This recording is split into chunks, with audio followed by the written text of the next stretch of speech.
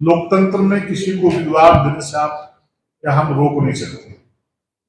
लोकतंत्र की एक खूबसूरती है, यदि कोई राजनीतिक संगठन चलाता है तो स्वतंत्र होता है कि या तो कैंडिडेट दे या किसी को समर्थन दे या वो चुनाव नहीं लड़े, तो उनका विषय है।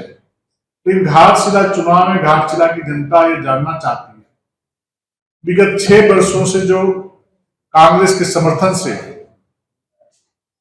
झारखंड में झारखंड मुक्ति मोर्चा की सरकार चल रही है, घाटशिला के एक एक गांव के लोग ये पूछना चाहते हैं कि विगत 6 वर्षों में हमारे गांव के लिए आपने क्या काम किया है।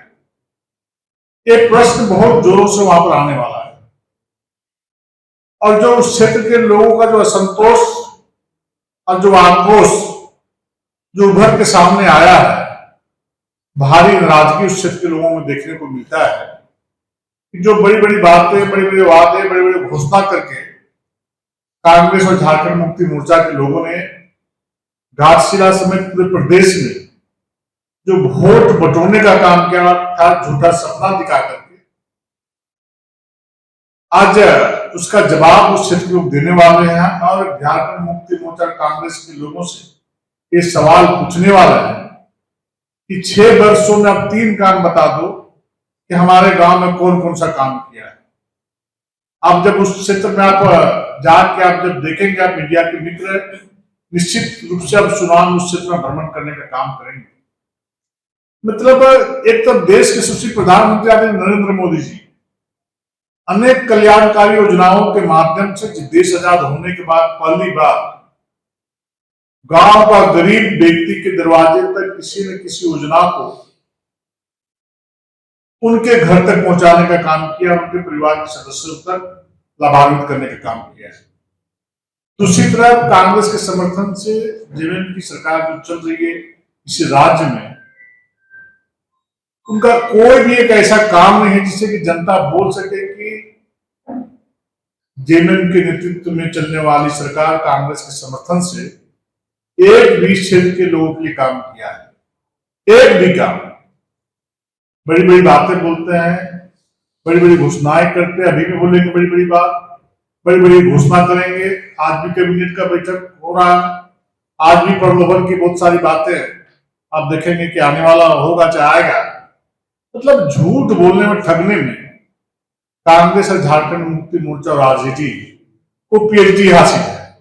और जब जब कांग्रेस के और आरजेडी के समर्थन से झारखंड मुक्ति मोर्चा की सरकार इस राज्य में बनी है, तब तब इस राज्य को विकास से कोसों दूर भेजने का काम किया है, झारखंड को लूटखंड बनाने का काम किया है।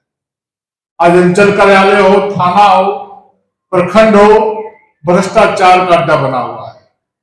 एक भी दाखिल खारिज, एक भी ऑनलाइन का खाता बही ऑनलाइन में बिना पैसा दिए हुए गांव का आदमी का नहीं चढ़ता, काम नहीं होता। बिना पैसे दिए हुए एफआईआर नहीं होता है। पदाधिकारियों को किसी से कोई डर नहीं है।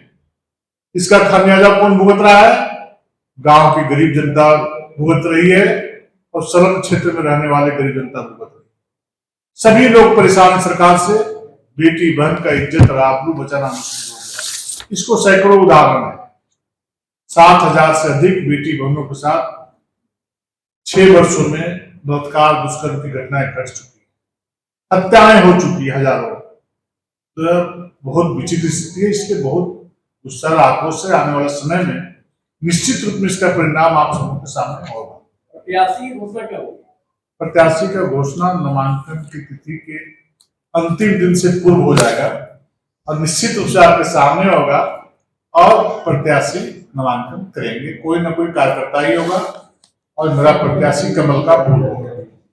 एनडीए की सरकार वहां पर चली है और इस प्रकार से वहां के लोगों का जो कहना है कि लालू यादव जी की सरकार थी जो जंगल राज की ओर बहुत तेजी के साथ बिहार बढ़ा था और उग्रवादी, अपराधी, गुंडागर्दी जो तांडव रहा था और जो भ्रष्टाचार का बोलबाला था, विकास कोसों दूर जा चुका था, उससे निजात एनडीए की सरकार, नीतीश जी की सरकार ने दिलाने का काम किया है।